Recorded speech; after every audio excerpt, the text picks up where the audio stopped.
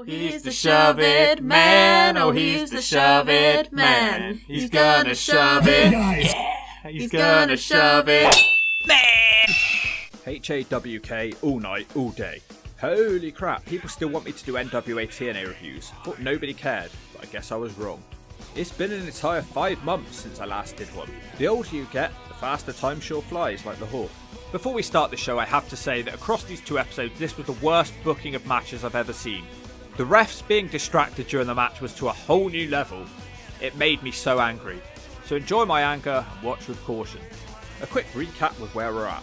Last time it was all about AJ Styles being the heavyweight champion. He's managed by Russo.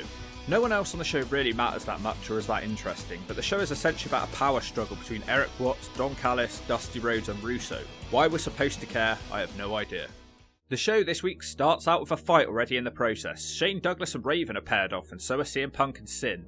Punk and Sin fight out the building as back in the ring Brazen hits the Raisin effect. He starts cutting a promo. The most entertaining part was the sign in the crowd as Raven says a whole lot of nothing. The lights go out and a mystery man appears behind Raven. This goes on for way too long. I've started to think TNA hadn't paid their electric bill. The lights come on and Raven has been hung. He's alright though because his gathering team save him straight away. Tonight there'll be some big wacky gauntlet match to determine the number 1 contender for the heavyweight title. Jerry Lynn is in the back chatting up Athena. He's been getting bullied by Don Callis lately. Lynn says he's not a prima donna superstar and he doesn't understand why Don Callis refuses to book him on the show. He has a kid and a mortgage to pay and he's been forced into poverty. Don Callis marches up and tells him that he's fining him $5,000 for being a dick, and then they force Jerry Lynn from the arena.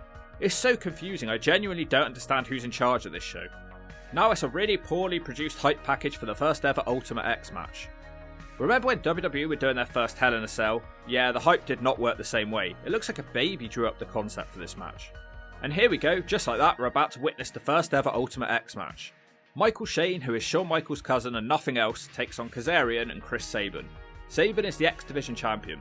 They all stare up gormlessly at the Ultimate X structure. Then they all frantically try to fight whilst figuring out what to do in this match. Sabin gains the early advantage with an enziguri, but he's stopped by Michael Shane.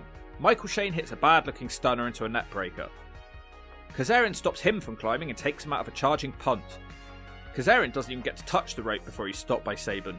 Kaz attempts a fade to black as Michael Shane is hanging from the ropes. He attempts to do a hurricanrana but they botch and it looks horrible. The crowd are all over them for that mistake.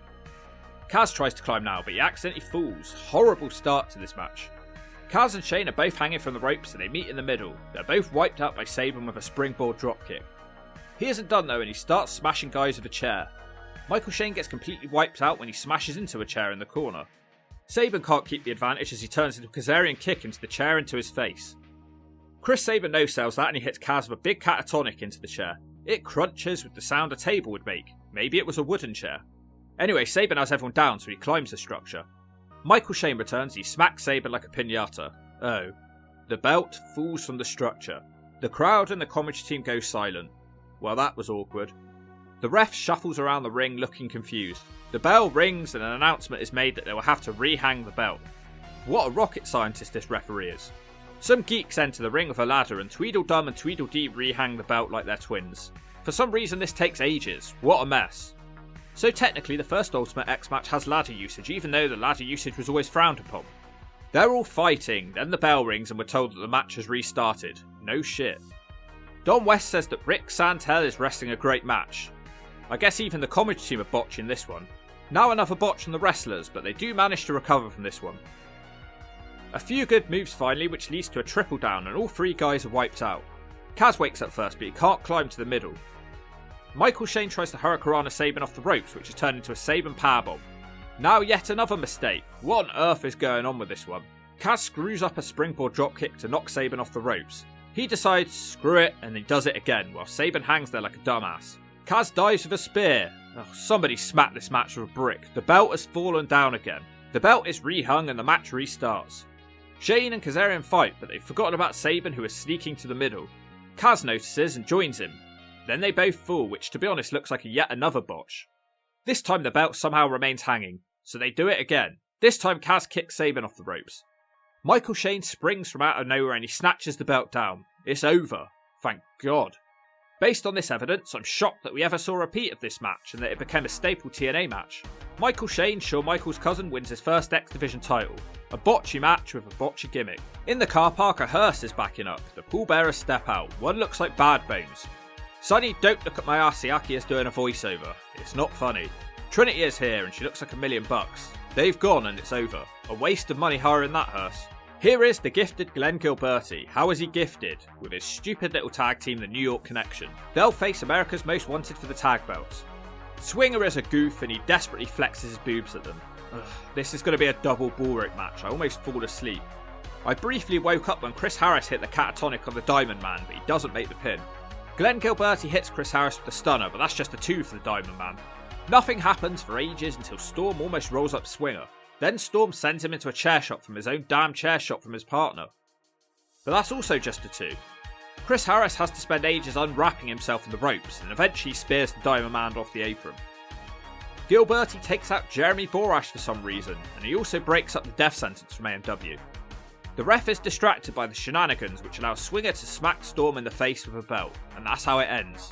The New York Connection are the new tag team champions, hooray! America's Most Wanted might as well quit. The New York people are bad winners and they do a beatdown until some geeks break it up. In the back, it's the gathering. Julio tells us that Raven is hurt and he's gone home. I think Julio accuses the New Church of rape, and then it turns into another brawl with Shane Douglas and the New Church. We come back from an advert break with Don't Look at My Ass Siaki telling us all his different nicknames. The best one was probably the Saman Stallion, but the crowd chant Ace Hole. He says he's here to hold a funeral for sore loser Dilo Brown. I just can't concentrate on what he's saying whilst Trinity's wearing that dress. Siaki says Dilo is a fat failure because he hasn't managed to win the heavyweight title yet despite having a whole bunch of title shots. He calls him Dunkin' Donuts whilst the crowd desperately strain their necks to stare at Trinity. They say a prayer in front of the casket. Then Dilo Brown springs out the casket. I completely called that one. I have to question the logic here though. How did Dilo even get in there when we saw the coffin arrive at the building with Siaki? Dilo dumps Trinity into the casket, quickly followed by Siaki. He closes the lid and celebrates. Unfortunately, it's the best part of the show so far. In the back is Christopher Daniels and Legend, who immediately starts screaming, "No, no, no," the world's worst catchphrase. I just can't take this guy seriously. Heroes come and go, but legends live forever. Daniels has just started doing his Fallen Angel gimmick and he's preaching. That's the gospel according to the Fallen Angel. They're going to have some sort of pointless tag match tonight. But first, it's another tag match. The Slashman Sin take on CM Punk and Julio De Niro. Punk hits a big dive on Sin out of the ring. They also kick Slash's leg out, which smashes him into his own partner. More kicks are thrown. The Gathering are dominating this one. This poor Sin guy, he just appeared in TNA and in the New Church faction without explanation. He's just another man belonging to James Mitchell. Who is he? What's his backstory? Why is he here? Anyway, CM Punk is drop kicked in the back of the head and out of the ring. Slash and Sin combine their evilness to hit a double team move. Sin seems like he's a massive downgrade on Bulldozer Brian Lee. Never thought I'd miss that guy. It's the Slash Man with a delayed vertical suplex on Punk for a 2 count. Eventually Punk lands some clotheslines, but he crawls to the wrong corner like a moron. It seems like he's messed up, but then he suddenly flies to the other corner and makes the tag. Julio cleans house. Nice hammerlock takedown, I'm a big fan of this guy. The crowd like him too. Punk almost rolls up Sin. Why did they have these two guys wrestle in the same trousers as their enemies? Sin connects with a super kick. Slash throws powder in Punk's face, which allows Sin to do a powerbomb from the top, but shockingly it's just a 2. Julio has woken up now. He almost botches, but Punk assists him with a powerbomb and he jumps with a net breaker. The pin is broken up. Slash hits Punk with a nice release Northern Light suplex. James Mitchell is being wacky, so Mickey kicks the rope into his nutsack. That yet again distracts the ref, who has ADHD, and she dives on the Slash Man with a DDT. Julio nails the full Nelson Slam. It should be over, but Shane Douglas smacks Julio with a chain. The Disciples of the New Church win. A fun match. I just wish the New Church could look a bit more of a threat. Mickey is beating everyone up until Shane Douglas gives her a belly to belly. Douglas starts slightly trimming the greasy locks of Mickie James. This is completely dumb and makes the whole thing look stupid. Why would you cut 1 inch of her hair off? These guys are wackier than a squirrel on crack. Oh no, it's a sit-down interview of Eric Watts, but to be fair, he does actually clear up some of my questions. It's revealed that Eric Watts is the Director of Authority in TNA, so not sure what authority all the other authority figures have. Watts says there's no politics in TNA and WWE sucks. Today forces him to explain the difference between the NWA and the TNA. I think he says that Don Callis is in charge of NWA and Watts is in charge of TNA, or maybe it's the other way around. He starts moaning about having to wrestle on the B-show Explosion. He says he is now Mr. Explosion and everyone has realised how talented he is. I don't remember watching a single Eric Watts match, to be honest. He says Russo doesn't actually have any power, but he thinks Russo is secretly being backed up by Don Callis. A video package now about how AJ Styles and Vince Russo have gone on vacation together. Russo is smoking and trying to get a tan, even though it's clearly nighttime. This segment has really weird vibes to it. AJ brags about being the champion and says everyone is scared of him. AJ says he's going to beat up whoever the next number one contender is. He starts stripping, and then he tells Vince Russo to check out a new flip that he invented. Russo applauds him and calls him his son. I don't think I could ever cheer for AJ Styles again after this segment. Some horrible music starts playing and it's Legend. His partner is of course the Fallen Angel. He also has horrible generic rock music. They take on Eric Watts, who really needs to hit the gym. Imagine being blessed with the height of 6'5", but not being able to make yourself as big as physically possible. And his tag team partner is Wild Slapnuts Sin. Jeff Jarrett. These two are partners because their fathers were both successful promoters. The match starts with crowd brawling because every Jeff Jarrett match must have crowd brawling. Wow, Eric Watts dives over the guardrail. This was a career highlight for him.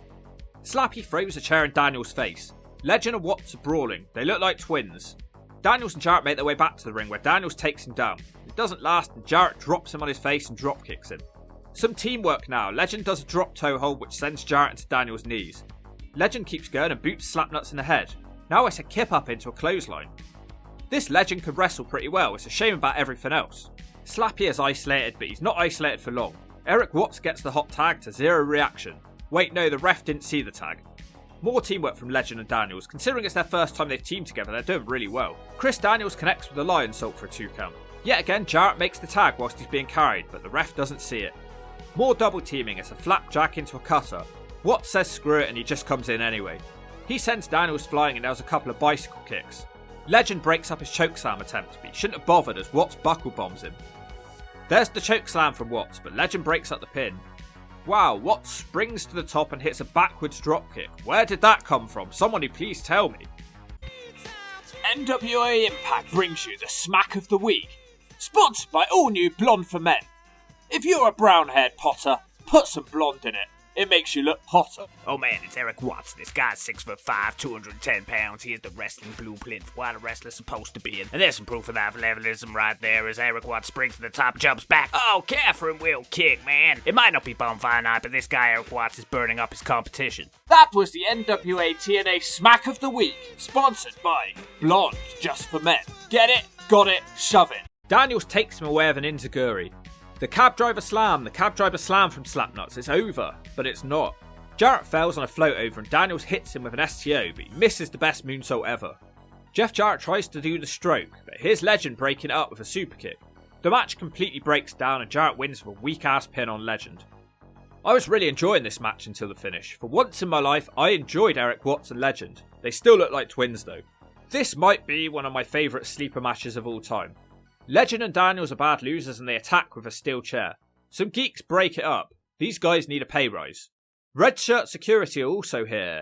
They fight with the black shirt security. Apparently, one security team represents the NWA and the other represents TNA. Why on earth would they think that anyone would be interested in two security teams feuding? It's beyond me. Randomly, Jerry Lynn makes the save for the black shirts. He doesn't do very well and the red shirt security take him away to molest him or something. Legend and Daniels drop Watts across the guardrail. Oh no. 2 men in Halloween masks have handcuffed Watts to the guardrail. It's a Freddy and Jason gimmick. Jason hits a big kick and a Styles clash. Surprise, surprise, it's actually AJ Styles and Vince Russo. I guess they've just got home from their love-making vacation. Russo starts humping Jeff and screaming no title shot for you. A table is set up. Legend, Styles and Daniels do a triple powerbomb type move through the table. Jarrett was meant to be in the number contenders battle royal tonight, but presumably he's too hurt to do that now. This goes on for a surprisingly long time. They throw Jarrett through the door and out into the rain, and he's put in a hearse with Russo. Now I've heard of Jarrett making some ridiculous comebacks, but surely there's no physical way to come back from that. Just the main event battle royal. This seems to be a 16-man battle royal. Kid Cash will start out with Ron the Truth killings. Kid Cash is killed before the next man even makes it out. He's hit with a super sack of shit.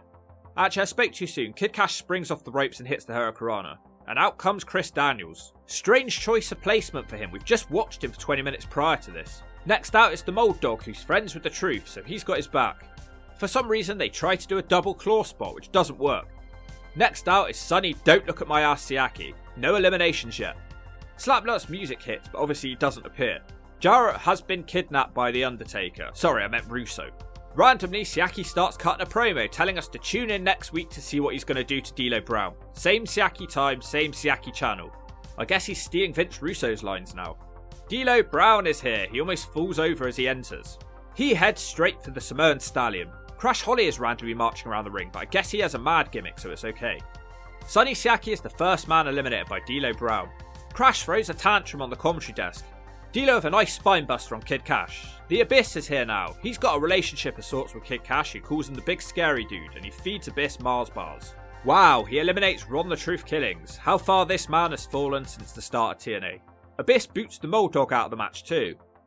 Whoa, and he's got double teaming moves with Cash. It feels like everyone on this show has been brushing up on their double team moves. The Sandman enters. Crash Holly is in the ring now, yelling at Abyss, which was a bad decision. I think Kid Cash was eliminated at some point.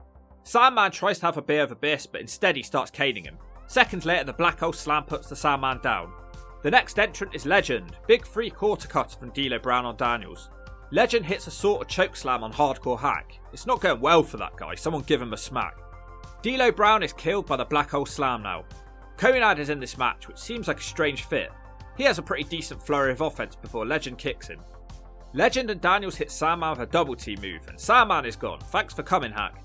Shane Douglas is here. Konad lobs out Legend, who really didn't want to bump for that. Raven enters the match. I guess they couldn't bother to clean him up from his attack at the start of the show. At this point of watching Raven's career, I've been more surprised to see a healthy looking Raven. Douglas dumps in his nappy of fear. Raven turns the Abyss Slam into a DDT and he throws him out the ring. Konad hits a wacky powerbomb on Daniels, but Daniels responds with a kick to the back of the head, which eliminates him. Nice Angel's Wings from Daniels now on Dilo, and then wow, Daniels eliminates Dilo Brown. Impressive performance from the Bold Boy. But not impressive enough though, because Raven catapults him out of the ring, so it comes down to Douglas and Raven. They now have a one-on-one match. Raven desperately tries to pin him and gets closer and closer. Douglas attempts a belly to belly, which Raven headbutts away, and there's the raise in effect for the 3. He is now the number 1 contender. A decent match with lots of nice moves. You know what, not a bad episode of Impact right here. I think I'm starting to warm up to some of the characters who I was dumping on before. Let's check out episode 2. Show 2 opens up with a 6-man tag. Slash, Sin and Shane Douglas take on the 3 Live crew. It's really boring unless Truth is in the ring. After 8 minutes, the match is just thrown out because the New Church and the Gathering are brawling again. The crew don't even seem to be annoyed that the Gathering caused them to get DQ'd. In the back, Terry Taylor interviews Sonny Don't Look at His Ass Siaki. He's got the hearse again. He says he's going to bury Dilo Brown's career tonight, and that match is right now. They fight on the ramp. He throws Dilo onto the apron, who impressively moonsaults back on top of him. Dilo brings him into the ring with a springboard rolling elbow for a 2. Siaki is quickly sent back out the ring. Dilo tries a dropkick through the ropes, but his belly gets stuck between the ropes and Siaki powerbombs him to the ground. He also sends him into the steps to inflict an extra punch to the gut. Siaki brings him back to the ring with a split-legged moonsault. Don West is super impressed with that one. Siaki tries to dive, but Dilo nails him with a cutter and quickly follows it with a sit-out powerbomb. Trinity is here and she takes the ref. I don't blame him for being distracted, it's not ADHD this time. Siaki nails the Siakalypse, which is just a 2. Dilo Brown with a nice spinning side slam in retaliation. When he gets up, Trinity flies off the top with a DDT. As usual, the ref didn't see it. Shockingly, Siaki wins with the Rikishi driver. Big win for Sonny Don't Look at His Ass Siaki. He's a bad winner though and he beats Dilo Brown out of the building. They want to put Dilo into the hearse, but Slapnuts appears and stops that from happening. The guitar is slapped over Siaki's head and Jarrett lovingly checks on Dilo to end that segment. Don Callis announces that he's here to make sure Jerry Lynn behaves himself tonight. For some reason they recapped the Ultimate X match from last week. That was a brave choice. Shawn Michaels' cousin Michael Shane is in the back looking like a goofball. Terry tells him he has to face Jerry Lynn for the belt tonight. Shane says he has no idea who Terry Taylor is. He also says that he's the showstopper, the main event, the Heartbreak Kid, Shawn Michaels' cousin. Okay, that did actually make me laugh. Here we go then, Jerry Lynn versus Michael Shane for the X Division title. Jerry Lynn has dyed his beard and it looks really weird. They try to have a good match, but Lynn is distracted by Don Callis on commentary.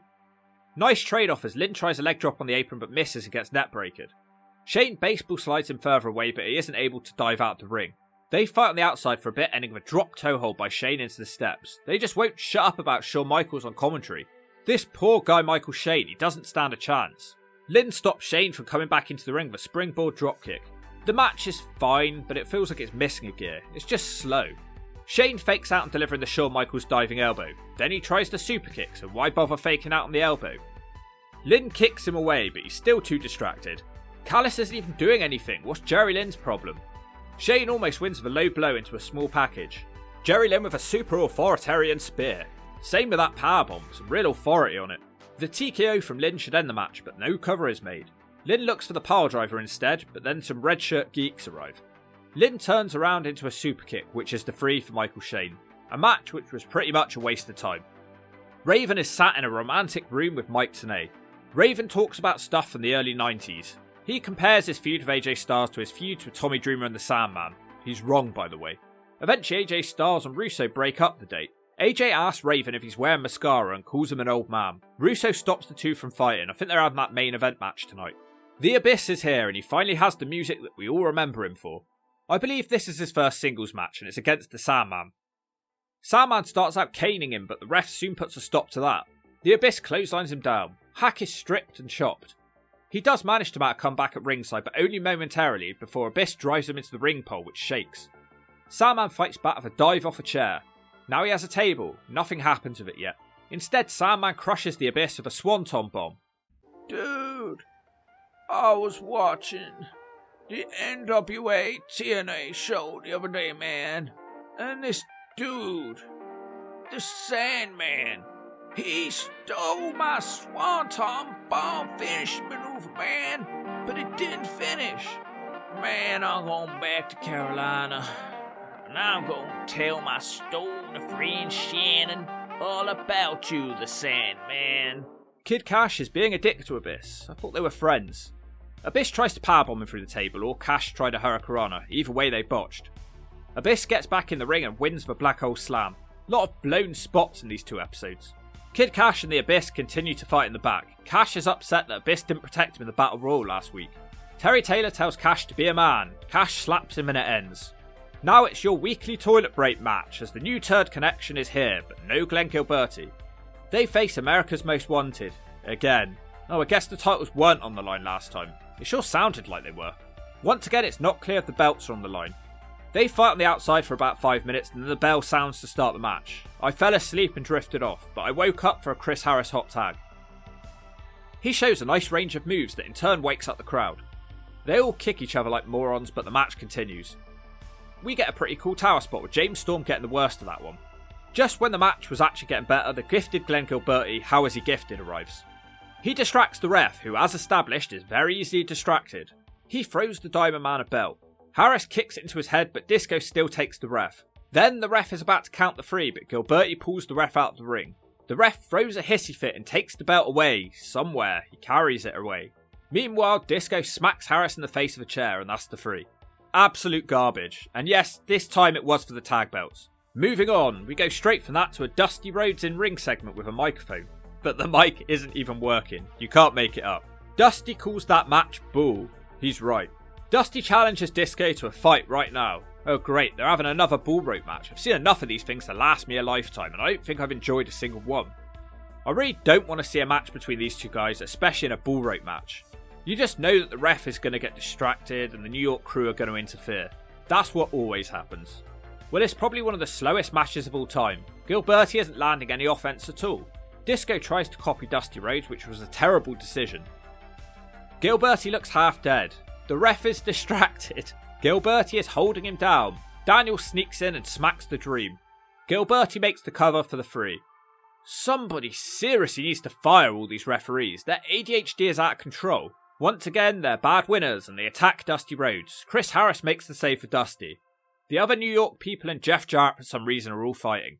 Jarrett smashes the fallen angel right on his bald head. Next up is something we can all get behind, a Mike TNA sit-down interview of Mad Mikey Crash Holly. He talks about hating Mae Young and he didn't appreciate her doing Bronco Busters on his face. He calls his hand his girlfriend and he admits that he's a loser. Then he flips out and throws a tantrum to a loud crowd reaction. In the back, the New York crew are arguing with the Free Live crew. For some reason, Jarrett once again uses a guitar. Road Dogg says it's a smash hit. I feel nothing but hatred for all of these people. All we've got left to watch now is the main event of Raven challenging for the world title, which belongs to Styles. The bell sounds and there's still 20 minutes left. Could be a good match. I ended up enjoying this one for sure. It makes it even more enjoyable that Russo got taken away during the match. Lots of near falls, both guys are really putting their bodies on the line. AJ is doing crazy stuff like you'd hope he would. It's cool seeing AJ spring off the ropes but smacking into Raven's chair. Raven steals the Styles Clash. Randomly Sin from the New Church interferes. Bring back Brian Lee now. Styles also uses Raven's DDT but he can't end the match with it either. AJ accidentally takes out Sin but there's a ref bump. Raven nails the Raisin effect but no ref. The Slashman tries to throw powder at Raven but it all goes wrong. Slash is blinded and accidentally hits AJ Styles with the whirly bird. The ref wakes up but that's also just a 2. The ref is now distracted by his own eyelashes. Shane Douglas tries to interfere but he can't. Raven catches AJ's dive with a powerbomb but yet another 2. How is this ref still not paying attention? Douglas hits Raven in the slash zone and Styles wins with the Styles Clash. Ugh. Horrible finish. At least Chris Harris gets to cut a cool solo promo at the end of the match. He stands up for everybody who's been screwed over tonight. He tells the referee to restart the match whilst intimidating him. It doesn't work because the New York Geeks fight Dilo Brown and Chris Harris. Everyone is fighting whilst James Mitchell laughs. I hate all of these people so much. But of course, Slapnuts is the hero that we all need. Stone Cold Slapnuts beats them all up with a steel chair. Eric Watts says that next week all 10 of these guys can kill each other in a match. It'll be a Bloody Wednesday cage match, which is essentially War Games. Dusty, Jarrett and Watts all want the mic. Dusty wins that and cuts a pointless promo basically repeating exactly what Watts already said. In fact, he said the exact same thing. I hate this episode with all my heart. Russo calls him Rusty and the show goes off the air with a massive brawl. That title match should have been good, but it was way too overbooked. The refs are destroying this show. It's literally every match. It's out of control. Someone needs to take these guys to get a prescription. It is the biggest downfall of TNA right now. Every match is the same. Why bother watching it? It's like this every week and it's the most predictable garbage I've ever seen. And if you don't agree with that, I'll remove your spleen.